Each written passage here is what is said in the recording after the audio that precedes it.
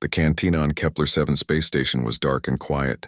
Most aliens came here to drink and forget their troubles. In the corner sat an old Zilani warrior named Krexthu. His blue-gray skin was covered with scars, and metal parts had replaced his left arm and right leg. He stared into his glass of fermented Nextar, lost in memories he wished he could forget.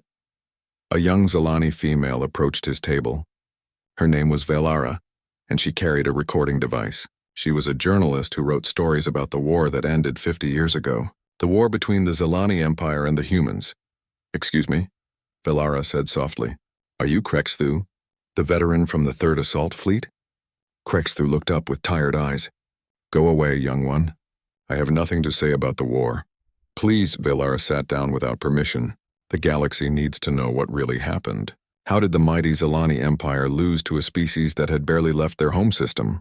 Krexthu laughed, but there was no joy in it. "You think we lost because they had better weapons? Better ships? You know nothing." On the cantina's wall screen, a news report showed human ships arriving at another star system. The reporter spoke about human expansion and their peaceful missions. Krexthu's hand tightened around his glass. "They are still spreading," he whispered. "Still moving to new worlds. What scares you about them?" Velara asked, turning on her recorder. Krexthu was quiet for a long time. Then he began to speak. "I was young when the war started, strong and proud like all Zilani warriors. Our generals told us humans were weak. They said humans were soft creatures who knew nothing about real fighting. We believed them." He took a drink and continued. "My first battle was on Arcturus 3. It was supposed to be easy. The humans had a small mining colony there, maybe 3,000 people. Our intelligence said they had no military forces, just civilian miners and their families." Velara leaned forward. "What happened?" "We came with a full battle fleet. 12 warships against a mining colony. We expected them to surrender immediately. Instead, they fought back." Krexthu's voice grew quiet, but not like any enemy we had ever faced. The old warrior's eyes stared at something only he could see. "The colony had a military officer named Jake Morrison, just a lieutenant responsible for security. When our forces landed, we expected him to hide or run. Instead, he turned the entire colony into a weapon." "How?" Velara asked. "The humans took their mining equipment and made bombs. They used industrial lasers as weapons. They flooded mine shafts to trap our troops. Morrison and his people, including a sergeant named Lisa Kane, disappeared into the underground tunnels like ghosts." Krexthu shook his head. "We had studied human military tactics for months before the invasion. We knew about their armies, their weapons, their standard procedures. But these were not soldiers. They were miners, engineers, and farmers. Yet they fought like demons. Surely your superior numbers won in the end." "Numbers meant nothing." Krexthu's voice turned bitter. "They used the mines like a maze. Our soldiers would enter a tunnel and never come out. The humans had rigged explosives everywhere. They knew every passage, every hiding spot." The veteran paused to drink again. "On the 3rd day, my squad was sent to clear the main processing plant. It seemed empty, too quiet. My squad leader, Vextar, was the best warrior in our unit. He had fought in a dozen campaigns. What happened to him? A human appeared from nowhere. Just one human holding a mining laser. Not even a real weapon. Vextar had full combat armor and a plasma rifle. The human had work clothes and a tool." Krexthu's voice dropped to a whisper. "The human moved like water. Fast, smooth, impossible to predict. Vextar fired shot after shot, but the human was never where the shots landed. Then the mining laser hit Vextar in the chest. It cut through his armor like it was paper." "One human killed your squad leader?" "That was not the worst part." Krexthu looked directly at Velara. As Vextar lay dying, the human knelt beside him. He spoke to Vextar in perfect Zilani language. "He told my squad leader that he was sorry it had to happen. He closed Vextar's eyes and said a prayer in our own religious tradition." Velara felt a chill run down her spine. "How did he know our language? Our customs?" That is what we asked ourselves. Later, we learned that Jake Morrison had studied Zilani culture for years. Not for military reasons. He was just curious about other species. Many humans were like that. They learned about aliens because they found us interesting. The old warrior's hand shook slightly. "Can you imagine fighting someone who knows your prayers? Who speaks to your dying comrades with respect and sorrow? We came to conquer them, and they treated us like honored enemies. But you had superior technology. Technology means nothing when your enemy thinks differently than you do." Krexthu's voice grew stronger. We had rules about warfare, honor codes, proper tactics. Humans had no such rules. They improvised constantly. What do you mean? Lisa Kane turned the colony's water system into a weapon. She flooded entire sections to force our troops into kill zones. She used the mining robots to carry explosives. She even trained the colony's children to run messages through air vents too small for Zilani warriors. Krexthu stared at the news report again. We expected them to fight like we fight. Stand in lines, use standard formations, follow military procedures. Instead, they fought like the entire colony was their body, and they were its brain. How long did the battle last? 2 weeks.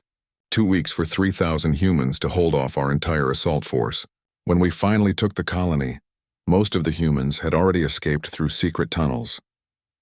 They had evacuated their wounded and elderly first, then their children. The last to leave were the fighters. Velara was writing notes as fast as she could. What happened to Morrison and Kane? We never caught them. They vanished into the asteroid belt with most of the colonists. Later we learned they had set up a new base on another world. Morrison became a general. Kane became an admiral. They taught other humans how to fight the way they fought. The cantina had grown quieter. Other customers were listening to Krexthu's story. That was just the beginning, the old warrior said. Arcturus III taught us that humans were dangerous. But we had no idea how dangerous they really were. Velara looked at her recorder. Will you tell me more? Krexthu finished his drink and signaled for another. Yes, you need to understand. The galaxy needs to understand. Humans are not like us. They are not like anyone. Krexthu's second drink arrived, and his hands were shaking more now. Velara noticed but said nothing. The old warrior took a sip and continued his story. After Arcturus III, our commanders were angry but not worried. One colony had fought well, but that did not mean all humans could fight like that. We thought Morrison and Kane were unusual, special cases. The veteran's voice grew darker. We were wrong. Every human was like them. Every single one. What happened next? Velara asked. My unit was assigned to the Fast Strike Fleet. Our job was to hit human colonies before they could prepare defenses. Quick attacks, overwhelming force, no time for the humans to organize. Krexthu laughed bitterly. We hit 6 colonies in 2 weeks. Each battle was the same. The humans fought like demons, using every trick and strategy we had never seen before. But we had superior numbers and firepower. We won each battle. Then why do you sound defeated? Because winning the battles meant nothing.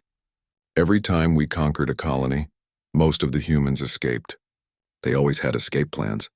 Secret ships hidden in asteroid fields. Underground bunkers we never found. Evacuation routes through dangerous space that only they knew how to navigate.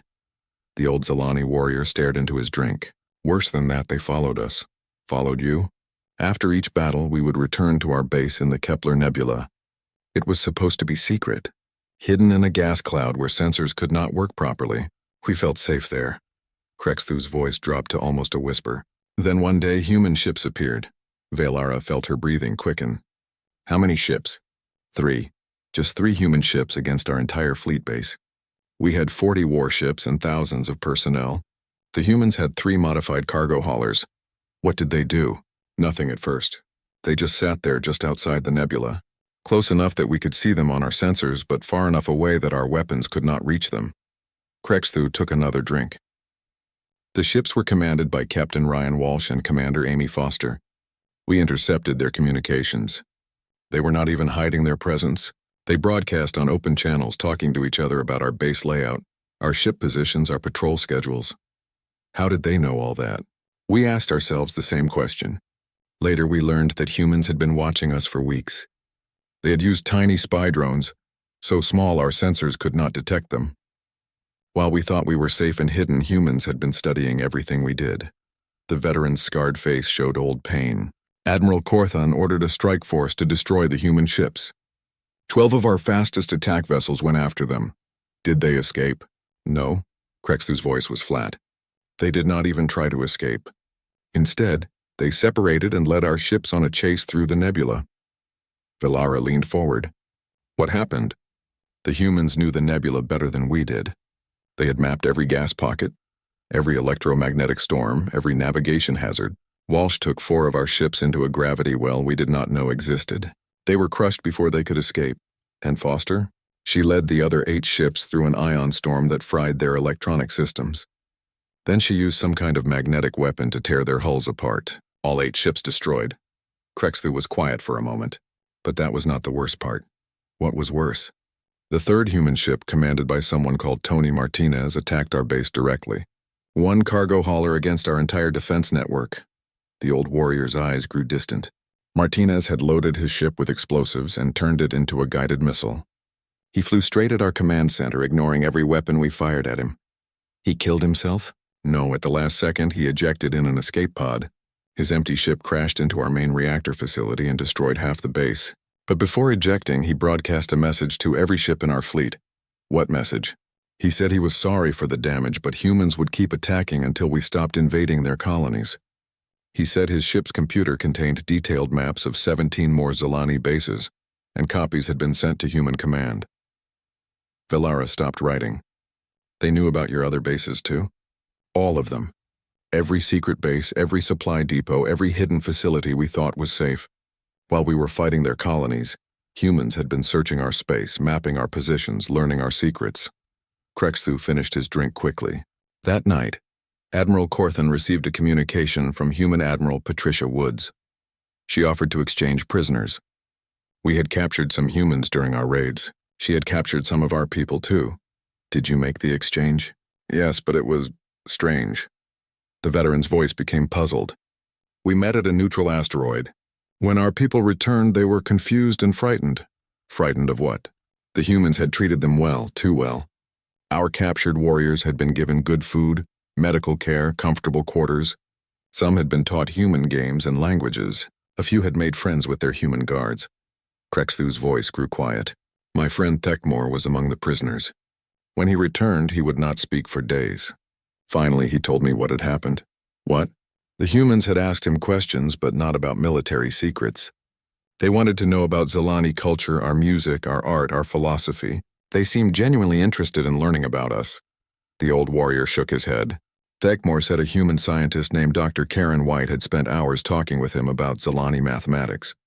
She was working on some kind of research project and thought Zilani number systems might help solve her equations. That sounds harmless. That is what made it terrifying. Krexthu's voice was sharp. Dr. White was not trying to get military information. She genuinely wanted to learn from Thekmor. She treated him like a colleague, not an enemy. Velara was confused. Why was that frightening? Because it meant humans saw us as people, not just targets. They were curious about us even while we were at war. They wanted to understand us. Krexthu signaled for another drink. The worst part was what happened when the exchange was over. Admiral Woods approached Admiral Corthan directly. What did she say? She asked him why we were fighting. Not in an angry way. She seemed genuinely puzzled. She said humans would be happy to share star systems and resources if we would just talk to them instead of attacking. The veteran's voice dropped to a whisper. Corthan had no answer. Our empire had always expanded through conquest. It was the only way we knew. The idea of sharing space with another species was completely foreign to us. What happened then? Admiral Woods gave Corthan a data chip. She said it contained star charts showing empty systems with valuable resources, systems humans had explored but were not using. She offered to share them freely if we would end the war. Krexthu stared at nothing. That night, half our fleet deserted. They had heard Woods' offer and decided they wanted no part of fighting people who would give away star systems for free. The war continued? Yes, but everything had changed. We were no longer fighting for conquest. We were fighting because we did not know how to stop. And the humans kept following us, always one step ahead, always knowing where we would go next. The cantina was completely quiet now. Everyone was listening to Krexthu's story. That was when I began to understand, the old warrior said. Humans were not just good fighters. They were something else entirely. Something we had never encountered before. Velara looked at her recorder. Something like what? Krexthu met her eyes. Something that made us question everything we believed about war, conquest, and what it meant to be enemies. Krexthu's third drink sat untouched as he stared at the cantina wall. The other customers had moved closer, forming a small circle around his table. Even the bartender had stopped working to listen. The war changed after the Nebula incident, Krexthu said slowly. Our high command realized that humans were more dangerous than we had thought. They decided to end the conflict quickly with one massive attack. Velara adjusted her recorder. What was the target? Veltar Prime, our homeworld. The old warrior's voice was heavy with old shame. The humans had never attacked civilian targets. They always focused on military installations. Our leaders thought this meant they were weak, afraid to make hard choices. So they used your homeworld as bait? Exactly. The High Command moved our entire remaining fleet to defend human colonies, leaving Veltar Prime with minimal protection. They wanted to force humans to attack our people directly. Krexthu finally picked up his drink but did not sip it. The plan was to show the galaxy that humans were no better than any other conqueror. When they bombed our cities and killed our civilians, other species would see them as the monsters we claimed they were. But that's not what happened. No. The veteran's voice was barely audible. General Alex Rivera led the human attack force. Instead of bombing from orbit, they sent ground troops to evacuate civilians first. The cantina was completely silent now. Several aliens had put down their drinks to listen.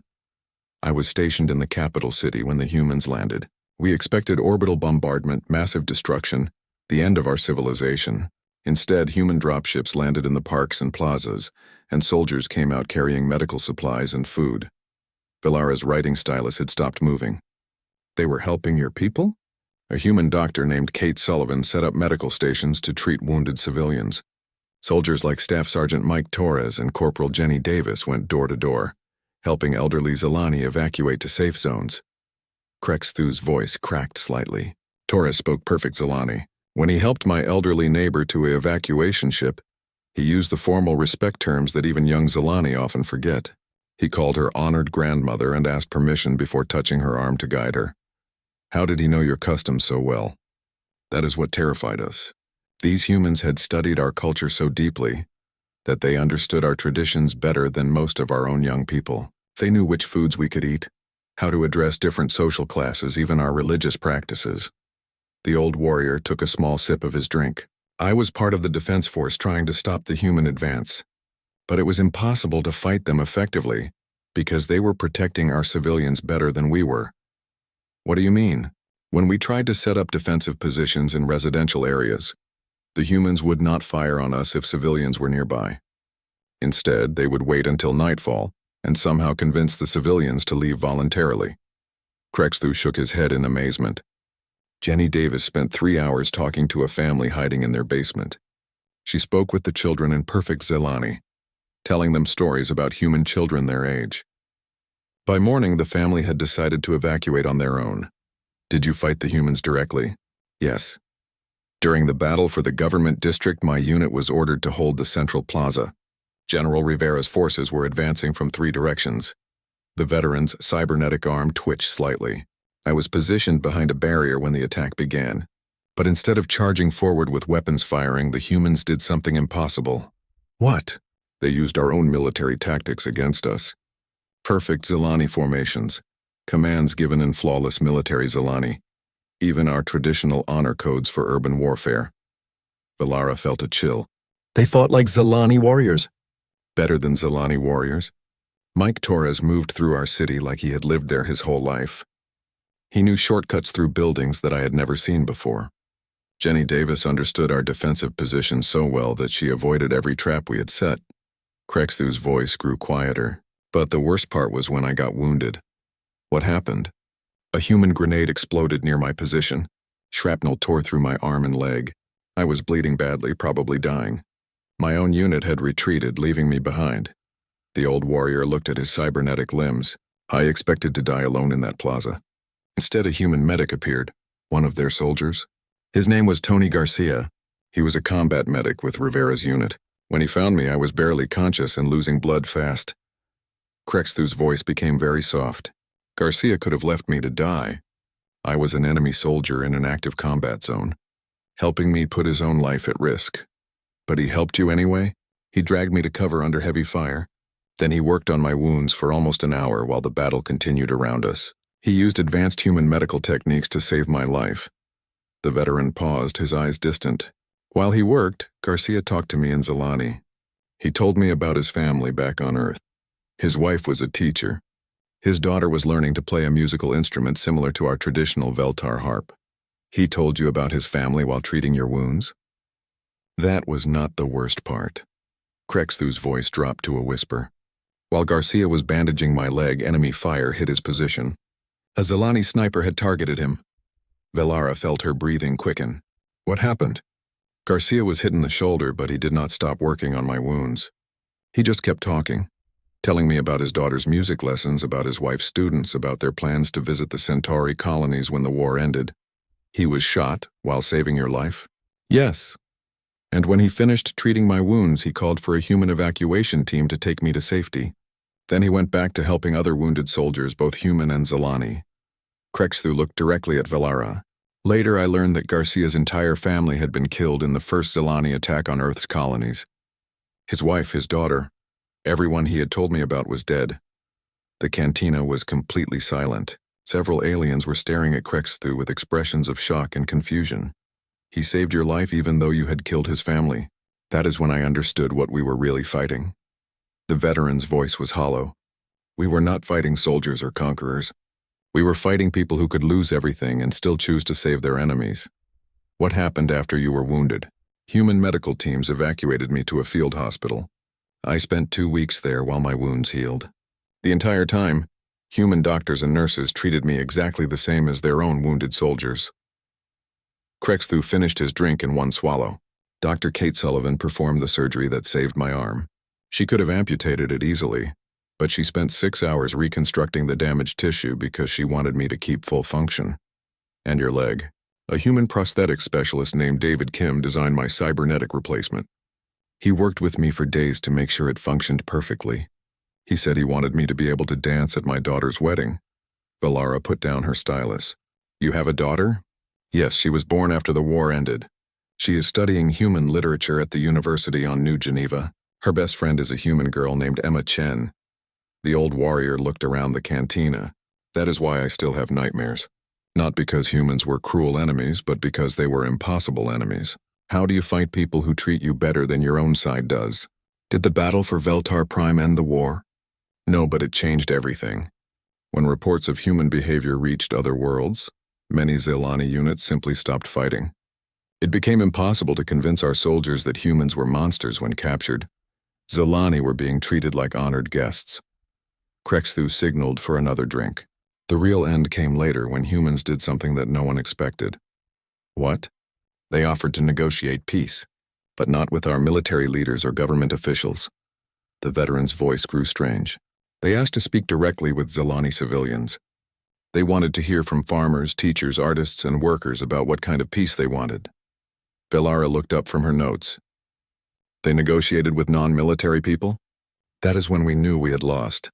Not because our armies were defeated, but because humans had figured out how to end the war in a way that made everyone want peace. The old warrior stared at his new drink, and that was just the beginning of our education about what humans really were. The cantina had filled with more customers as word spread about Krexthu's story. Aliens from a dozen different species sat quietly, listening to the old Zilani warrior. Some looked scared. Others seemed confused.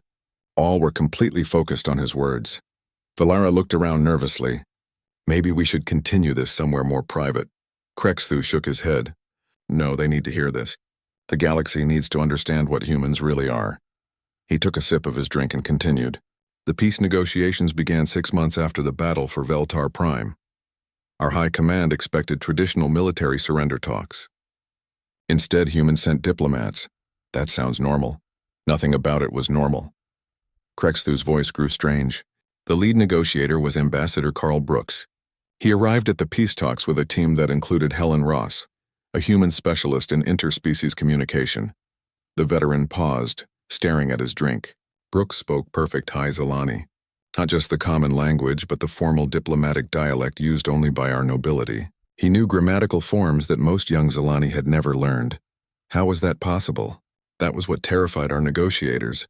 Brooks had somehow learned our most complex language structures, our cultural subtleties, our historical references. When he quoted ancient Zilani poetry during the opening ceremonies, even our own diplomats had to look up the verses to understand them.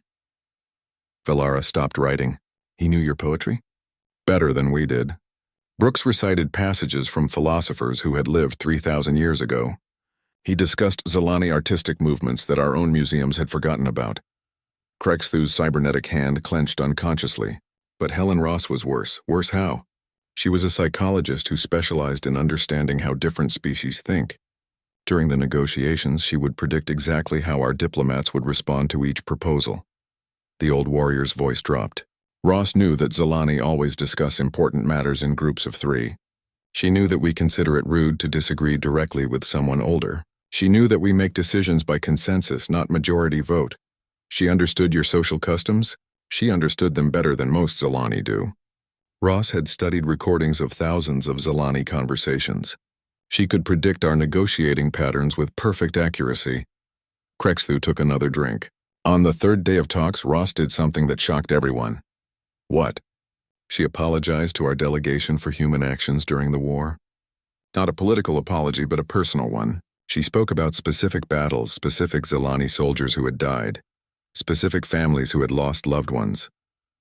The veteran's voice became quiet.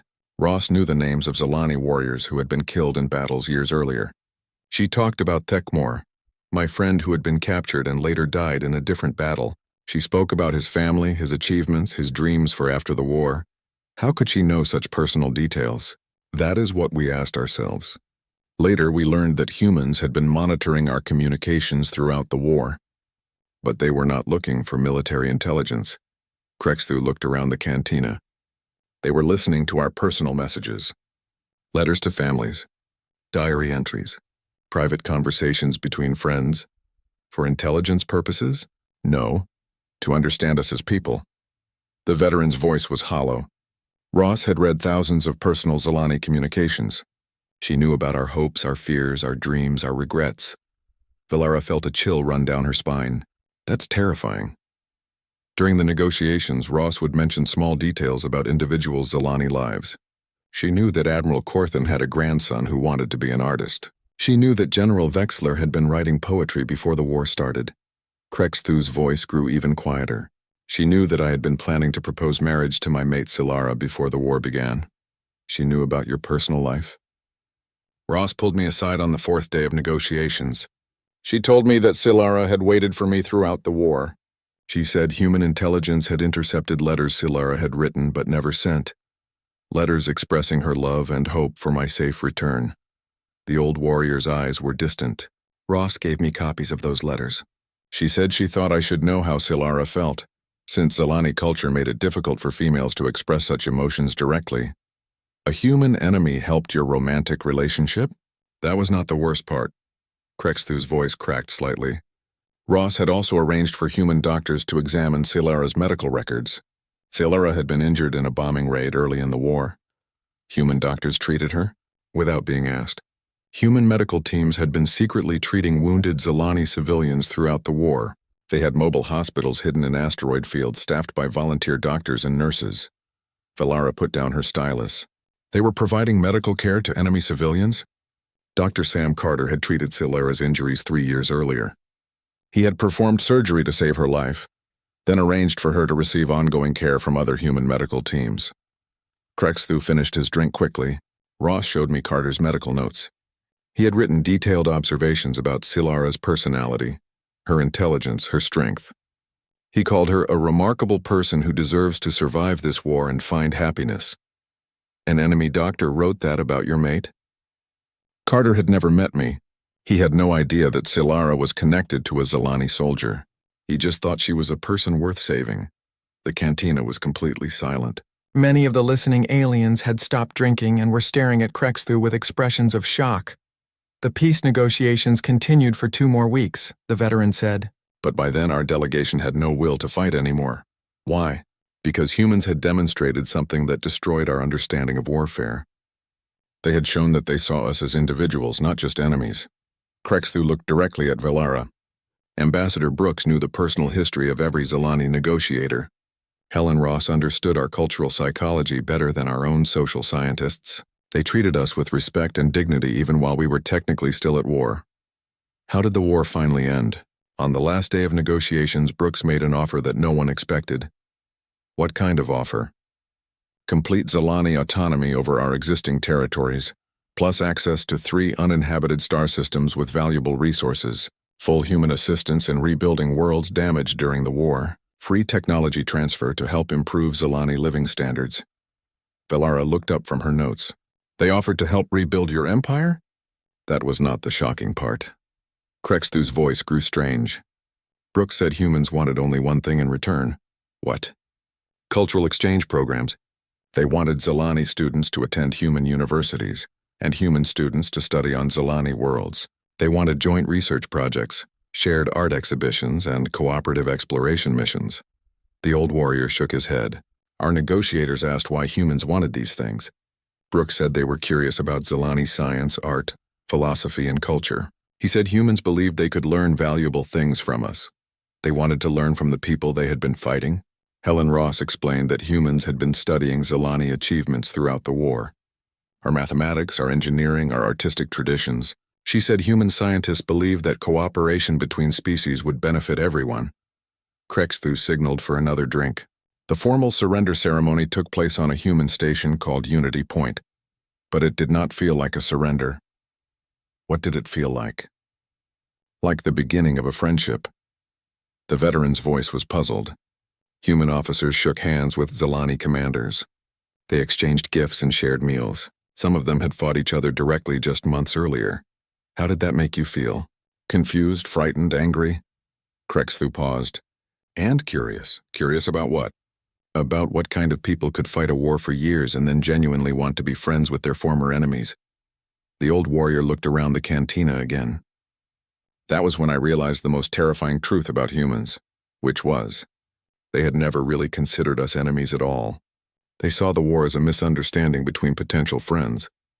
Velara stared at her recorder. But how is that possible? Krexthu met her eyes. That is what I have been trying to understand for 50 years, and the answer is more frightening than anything that happened during the war itself. Krexthu's final drink sat before him, but he had not touched it. The cantina was packed now, with aliens standing in the back because all the seats were filled. Word had spread throughout Kepler 7 station about the old Zalani veteran story. Velara looked at her recorder, checking the power level. You said the peace treaty was signed 50 years ago. The war has been over for half a century. Why do you still have nightmares? The old warrior was quiet for a long time. When he finally spoke, his voice was barely audible. Because the war ending was just the beginning of our education about humans. What do you mean? I returned to Veltar Prime expecting to rebuild our world and forget about humans. I wanted to marry Silara, start a family, and live a normal Zalani life. Krexthu's cybernetic fingers drummed against the table. Instead, I found that humans had already begun helping with reconstruction efforts. They were on your homeworld? Hundreds of them. Engineers, doctors, teachers, scientists. All volunteers who had asked to help rebuild Zalani society. The veteran's voice grew strained. Tony Garcia, the medic who had saved my life, was working at the main hospital in our capital city. When I went there for treatment of my war injuries, he recognized me immediately. How did he react to seeing you again? He smiled and asked about my recovery. Then he introduced me to his new wife, Dr. Linda Foster, who was helping establish a new medical school for Zalani students. Velara stopped writing. He had married after the war? His first family had been killed in our initial attack on human colonies. But instead of hating us, Garcia had decided to dedicate his life to making sure no one else lost family members to war. Krexthu's voice cracked slightly. Garcia asked if I wanted to meet his new daughter. A little human girl named Amy, maybe 4 years old. What did you do? I was terrified. This man had saved my life despite losing his family to my people. Now he wanted me to meet his new child. The old warrior paused. Amy ran up to me without fear. She had been playing with Zalani children and spoke our language perfectly. She called me Uncle Krex and asked if I wanted to see her drawings. Drawings? Pictures of humans and Zalani playing together. In her 4-year-old mind, there was no difference between the species. We were all just people. Krexthu finally picked up his drink but did not sip it. That was when I understood the true horror of what humans had done to us. Horror? They had made it impossible for us to hate them. Even those of us who wanted to remain bitter and angry could not do it when faced with their genuine friendliness. The veteran looked around the cantina. Silara and I married 6 months after my return. The wedding ceremony was attended by 12 humans, including Garcia and his family. That must have been strange. Dr. Sam Carter, who had treated Silara during the war. walked her down the ceremonial path because her father had died in the fighting. Garcia gave a speech in perfect Zilani about the importance of love surviving through difficult times. Krexthu's voice became wondering. Carter had spent months learning Zilani wedding traditions so he could fulfill the role of Silara's father properly. He knew ceremonial words that I had forgotten. Did other Zilani accept the human presence? That was the most disturbing part. Within 2 years, human-Zilani cooperation had become completely normal. Human engineers worked alongside Zilani builders. Human scientists collaborated with Zilani researchers. Human teachers learned from Zilani philosophers. The old warrior shook his head. My daughter Zara was born 3 years after the war ended. She grew up playing with human children whose families had moved to Veltar Prime. How did that affect her? She learned to speak standard human before she mastered formal Zilani. Her best friend was a human girl named Rachel Kim, whose parents were both researchers studying Zilani mathematics. Krexthu's voice grew soft. When Zara was 7 years old, she asked me why adults talked about the war, as if it had been something terrible. To her, humans were just friends who happened to look different. What did you tell her? I tried to explain about the fighting, the destruction, the deaths. She listened very seriously, then asked why everyone had been so angry at their friends. The veteran was quiet for a moment. I had no answer. How do you explain species hatred to a child who has never seen it? Where is your daughter now? She studies human literature at the University on New Geneva. Her doctoral thesis is about the similarities between Zilani and human storytelling traditions. Krexthu finally took a sip of his drink. Last month, she sent me a message saying she had fallen in love with a human graduate student named Ben Cooper. They plan to marry next year. How do you feel about that? Proud, confused, terrified. The old warrior's voice was complex. Ben is a good person. He studies Zilani history and speaks our language fluently. He treats Zara with respect and kindness. But he is the grandson of Emma Cooper, who commanded a human destroyer during the war. Emma Cooper sank 3 Zilani ships, including one carrying my cousin Veltor. Velara looked up from her notes. You're going to have family connections to someone who killed your relative? That is the nightmare I live with every day. Humans have made it impossible to maintain proper hatred. Krexthu looked directly at Velara. Emma Cooper attended Veltor's memorial service. She laid flowers on his grave and spoke about the waste of war. She said she regretted every death she had caused, even though she had been defending her people. Did that help? It made everything worse. How do you hate someone who mourns your dead relatives? The old warrior gestured toward the cantina's wall screen, where news reports showed human ships arriving at various star systems. Look at them now. 50 years after the war, humans continue to expand across the galaxy, but not through conquest. How then? They ask permission. They negotiate with local governments. They offer technology and assistance in exchange for settlement rights. Krexthu's voice grew darker. Worse than that, they invite other species to join their expeditions. Right now there are mixed crews of humans, Zilani, Altarians, and Centaurians exploring the galaxy together. That sounds positive. It is terrifying. The veteran's voice was sharp.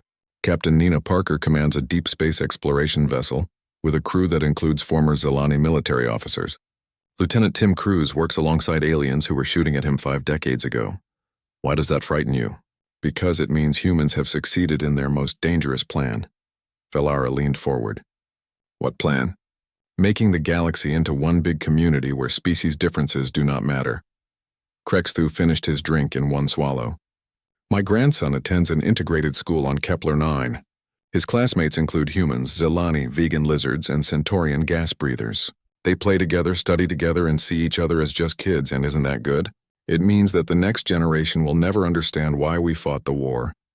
They will see species hatred as an ancient stupidity practiced by primitive ancestors. The old warrior stood up slowly, his cybernetic leg whirring softly. That is the ultimate human victory. They have made war between intelligent species seem impossible and ridiculous. You sound like you think that's bad. I do not know if it is bad or good. Krexthu's voice was tired. I only know that it is terrifying to watch your entire worldview become obsolete. Velara turned off her recorder. One final question. If you could go back and change the outcome of the war, would you? Krexthu was quiet for a long time. The cantina had grown silent again, waiting for his answer. No, he said finally. I would not change it. Why not? Because my daughter is happy. My grandson will grow up in a galaxy where different species work together instead of fighting. Because Tony Garcia's daughter Amy is now Dr. Amy Garcia, and she teaches medicine to students from 12 different worlds. The old warrior looked around the cantina one last time. Because I have learned that being defeated by your enemies is terrible, but being loved by them is somehow worse. Worse how? Because it forces you to become a better person than you ever wanted to be. Krexthu walked slowly toward the cantina's exit, his cybernetic leg clicking against the metal floor. At the door, he turned back to address the room full of aliens. That is why humans terrify me. Not because they are monsters, but because they make it impossible for anyone else to be monsters either. He left the cantina, disappearing into the crowded corridors of Kepler 7th station. The aliens he left behind sat in complete silence, each lost in their own thoughts about what they had heard. Velara looked at her recorder, knowing she had a story that would change how the galaxy understood the human Zilani war, but she was not sure if anyone would believe it. How do you explain that the most terrifying thing about humans is their capacity for forgiveness and friendship? How do you make people understand that being conquered by compassion is more devastating than being defeated by force? Velara gathered her notes and left the cantina, wondering if the galaxy was ready to hear the truth about what had really happened 50 years ago, and what was still happening every day as humans continued to spread their strange philosophy of cooperation across the stars. Outside the cantina, she could see human ships docking at the station, their crews working alongside aliens from dozens of different worlds. Just another normal day in the galaxy humans had helped create.